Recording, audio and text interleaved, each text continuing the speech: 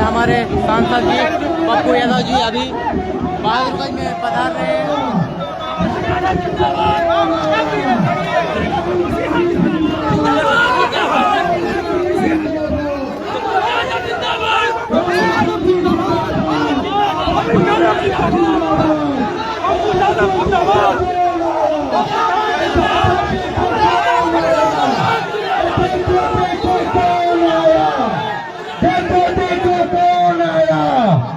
पप्पू यादव जिंदाबाद, बिहार का शेर जिंदाबाद, गरीबों का सहारा जिंदाबाद। आराम से आने दीजिए स्टेज का ख्याल रखें सभी साथी लोग।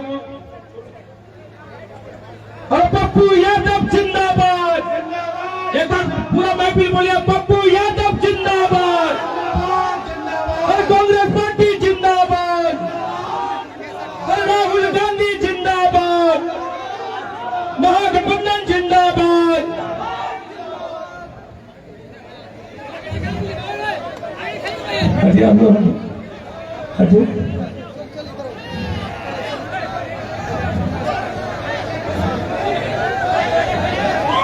जय भीम, नमो बुद्धाय, प्रणाम, अस्सलाम वालेकुम।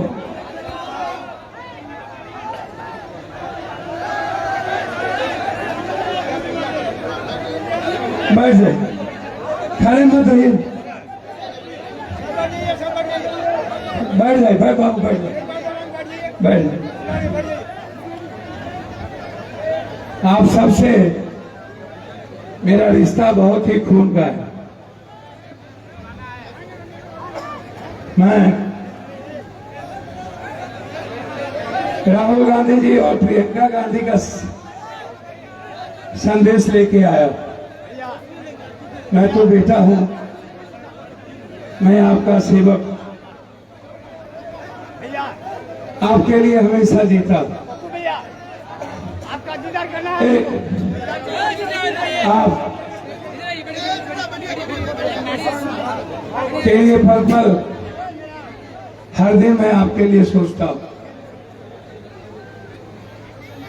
कुछ लोग 5 साल में एक बार सोचते हैं, मैं हर दिन minute to minute, second to second सोचता हूं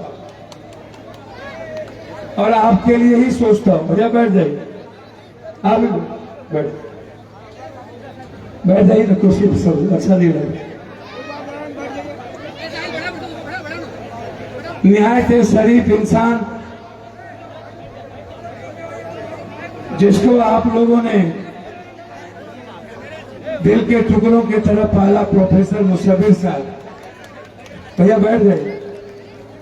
और गठबंधन धर्म के यहाँ सभी लोग, सम्मानित सभी नेता, मुखिया जी, जिला पार्षद, किशनगंज से आए सभी मेरे छात्र युवा साथियों, मेरी माँ, मेरी बेटियां और मेरी बहनें, मेरे बुजुर्ग, दीपावली की आप सबको ढेर सारी शुभकामनाएं। यह चुनाव बिहार का ही नहीं है, यह चुनाव देश की और आसाम की तकदीर बदलेगी। यदि आप ये चुनाव हार गए तो आसाम में आतंक का राज हो जाए।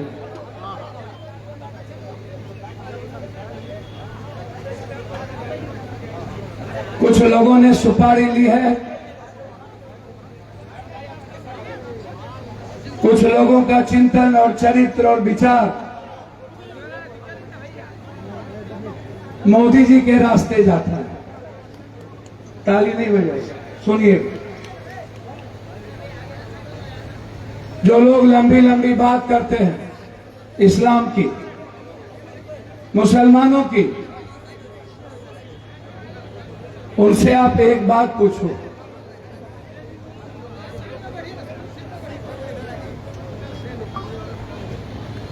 कि देश में संविधान को, लोकतंत्र को, इंसानियत को कौन बचाएगा? कांग्रेस, राहुल गांधी, पप्पू यादव मिल के बचाएंगे या आप सिर्फ गाली गलौज दे करके, सेंटीमेंट की बात करके आप जिता पाओगे? आपको लोगों ने सब कुछ भूलकर, यदि ये 5 सीट अगले बार आप जीत गए होते तो अगले बार ही बिहार में आपकी सरकार होती। आपके कारण सरकार नहीं बनी।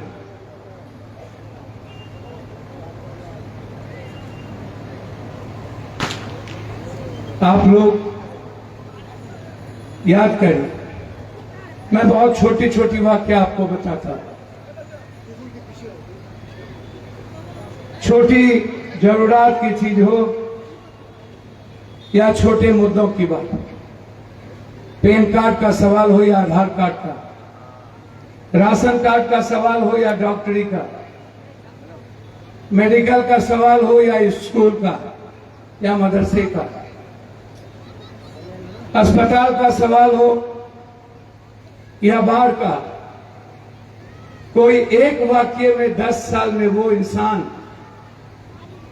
जब आप मुसीबत में होते हो, जब आप संकट में होते हो, जब आप बाढ़ से घिरे होते हो, जब आप अस्पताल में होते हो, जब हिंदुस्तान के किसी हिस्से में नफरत होती है, दिल्ली में जब नफरत करके जलाए जाते हैं, या फिर देश के किसी हिस्से में तो कौन वहां अपने अपनों के लिए खुल के जाता है? कौन बात करता है? आजाद हिंदुस्तान के बाद इस देश में संविधान की रक्षा की बात किसने की? कांग्रेस ने। इस देश की तरक्की और समाज में इंसानियत और मोहब्बत के पैगाम की बात किसने की? कांग्रेस ने। कांग्रेस ने कभी नफरत का रास्ता नहीं चुना। कांग्रेस ने कभी गरीबों से अलग नहीं हुए। कांग्रेस कभी दलितों से अलग नहीं हुए। मैं छोटी छोटी बात कहूंगा। जब कोई किशनगंज में घटना घटती है, वहां सबसे पहले आपका बेटा पहुंचता है। बाढ़ आता है तो सबसे पहले आपका बेटा आपका बेटा पहुंचता है। जब अस्पताल में आप होते हैं तो आपका बेटा पहुंचता है। तब वो लोग कहां होते हैं? सीमांचल चुनाव का अखाड़ा तो नहीं है ना। सीमांचल से देश तो नहीं बचेगा, लेकिन सीमांचल से बिहार जरूर बचेगा। सीमांचल की आवाज और इंसानियत से देश को ताकत मिलेगी, असम को ताकत मिलेगी, बंगाल को ताकत मिलेगी। बिहार के बाद असम का चुनाव, असम के बाद बंगाल का चुनाव। बंगाल में भी इन लोगों ने कोई कसर बाकी नहीं रखी थी ममता दीदी की सरकार को गिराने, खत्म करने। क्यों चाहते थे बंगाल में ममता की सरकार गिरे? कौन है आपके पीछे? क्या कारण है? आपको अधिकार है पूरे देश में राजनीति करने का, पूरा। आप कभी नाटक करते हैं, आप आंध्रा में, तमिल में जब भी कोई बाढ़ आती है तो कांग्रेस की सरकार आपकी मदद करती है। कांग्रेस आपको सम्मान करती है, आपसे नफरत नहीं करती। आप हमेशा कांग्रेस को गाली देते, हमेशा कांग्रेस की नीतियों को गाली देते। यदि मैं गरीबों के लिए इंदिरा आवास की बात करूं, वृद्धा पेंशन, निःशक्त पेंशन, छात्रवृत्ति, फेलोशिप की बात करूं, कल्याण छात्रावास की बात करूं, कस्तूरबा नवोदय स्कूल की बात करूं, यदि बात करूं जामिया की, एमयू की बात करूं, डीयू की, बीएचयू की, तो कौन? नेहरू जी। यदि मैं बात करूं आईटीआई की, आईएम की, आईआईटी की, कौन? कांग्रेस। यदि बात करूं अस्पताल की, एम्स की, दिल्ली की, कौन? कांग्रेस। यदि मैं बात करूं इस हिंदुस्तान के राइट ऑफ फूड की, कांग्रेस। राइट ऑफ मनरेगा की, कांग्रेस। राइट ऑफ हेल्थ की, कांग्रेस। राइट ऑफ एजुकेशन की, कांग्रेस। यदि मैं बात करूं इस देश के बैंक की, तो कांग्रेस। यदि मैं बात करूं इंदिरा आवास से लेकर निःशक्त आवास की, तो कांग्रेस। आपने तो छात्रवृत्ति बंद कर दी, आप कल्याण छात्रावास बंद कर दिया, संकट छात्रावास बंद कर दिया। 11 सालों के पहले मनमोहन सिंह जी ने जब यहां एमयू के डिवीजन दिए थे, 11 सालों के अंदर वो खत्म कर दिए गए, उसके सारे पैसे लौटा लिए गए। हमारी हिम्मत नहीं हुई किसी की लड़ने की। इस मुल्क को हमेशा बांटने की, नफरत की कोशिश की गई। कांग्रेस जब भी इस हिंदुस्तान के मुल्क में रही,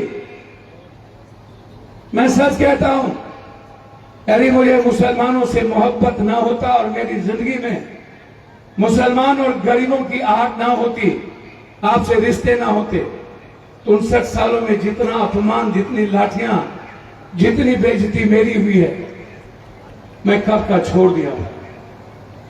कब का हम बहुत कुछ बन गए हो। मैंने आज तक यदि धूर्तई नहीं की, मैंने कभी अपनी जिंदगी के बारे में नहीं सोचा, तो सिर्फ आपके कारण। मैं आपके रिश्ते को नहीं तोड़ सकता, मैं आपसे अलग नहीं हो सकता। आपने बहुत कुछ दिया, 7 बार सांसद बनाया है आप लोगों को, निर्दलीय, किसी पैसे वालों ने नहीं बनाया, किसी डॉक्टर ने नहीं बनाया, सिर्फ गरीबों ने बनाया, आपने बनाया। एक दिन भी 40 सालों में मैं 2 घंटा नहीं सोया। जो लोग यहां आते हैं 4.5 साल कुंभकर्ण की नींद की तरह सोते, 6 महीना उनकी नींद छूटती, 6 महीने मुझे याद आते। 6 महीने के बाद सीमांचल कहां गया, कहां है, क्या हुआ, हम क्या खोए, क्या मेरी लाइफ में आया, हमने नहीं पाया। जब कभी इस मुल्क में बात होती है, चाहे वक्त की, सबसे ज्यादा वक्त का विरोध किसने? आप 2 मिनट में, आपको पता है, मैं जब वक्त के सवाल पर वोटिंग जब आ रही थी, तो आपको आश्चर्य होगा, निहायत ही गाली सुनने के बाद भी राहुल गांधी जी, याद करिए, उत्तर प्रदेश में छत के ऊपर, सड़कों पर, मस्जिदों में नमाज पढ़ने की इजाजत बंद कर दी। प्रियंका गांधी अकेला शख्स थी कि वहां गई। याद करिए, फिलिस्तीन में जब जुल्म हो रहे थे, तो अकेला वही थी प्रियंका गांधी की फिलिस्तीन का बैग लटका करके सेफ फिलिस्तीन सदर में पहुंची थी। अकेला अकेला अकेला प्रियंका गांधी जी। ये हिम्मत हिंदुस्तान में किसी के पास नहीं हो सकती। ये हिंदुस्तान में ये हिम्मत सिर्फ कांग्रेस और प्रियंका गांधी के पास हो सकती। वो वोट की सियासत करते तो फिलिस्तीन का झोला लटका के नहीं जाते। मोदी जी जब फिलिस्तीन जाते हैं तो वोट देते हैं फिलिस्तीन को, और मुल्क में आते हैं तो फिलिस्तीन को गाली देते हैं। अभी वोट देखिए, और यहां बात कौन लड़ता है? कब्रिस्तान की बात कौन करता है? शमशान, ईद, बकरीद की बात कौन करता है? आप आनंद लेते हो, आप सीमांचल के विकास की बात कौन करेगा? सीमांचल का बेटा कौन है? सीमांचल का आवाज कौन उठाता? सीमांचल के हर खूनों में किसका रिश्ता है?